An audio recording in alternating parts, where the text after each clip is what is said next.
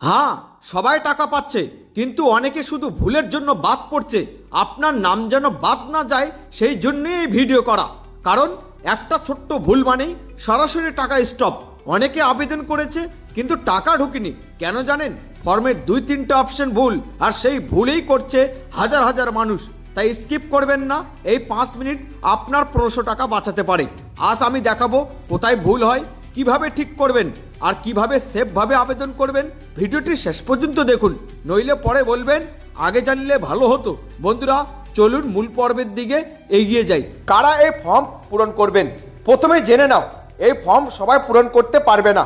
যাদের নাম আগে তালিকায় ছিল না বা নতুন করে আবেদন করতে চাও তাদের জন্য এই ফর্ম। আগে ভাতা পেয়ে থাকলে অনেক ক্ষেত্রে নতুন ফর্ম লাগে না, তাই অযথা ভরার দরকার নেই। কি কি কাগজ লাগবে? ফর্ম পূরণের আগে এই ডকুমেন্টগুলো রেডি রাখো। Aadhaar card, voter card, bank passbook, mobile number, আধারের সঙ্গে লিঙ্ক করা পাসপোর্ট সাইজ ছবি।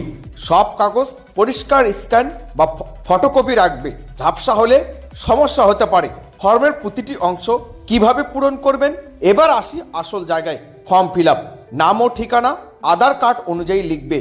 বানানে ভুল করা যাবে না। জন্ম তারিখ ডকুমেন্টে যা আছে ঠিক তাই। ব্যাংক ডিটেলস সবচেয়ে গুরুত্বপূর্ণ অংশ।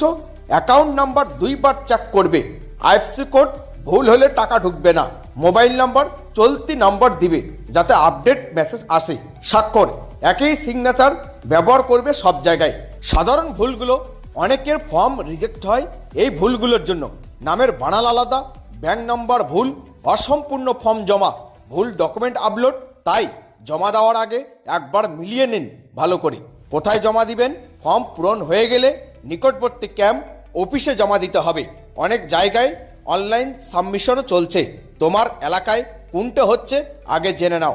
একটা গোপন টিপস দিচ্ছি, ফর্ম জমা দেওয়ার পর একটা রিসিপ্ট বা কপি নিজের কাছে রাখবে, ভবিষ্যতে দরকার পড়তে পারে।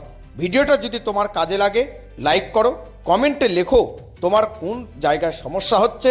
আর প্রতিদিন আপডেট পেতে ইয়েস বাংলা টিভি সাবস্ক্রাইব করো ও বেল আইকন চাপো। ধন্যবাদ, সবাই ভালো থাকো। পরের ভিডিওতে আবার দেখা হবে।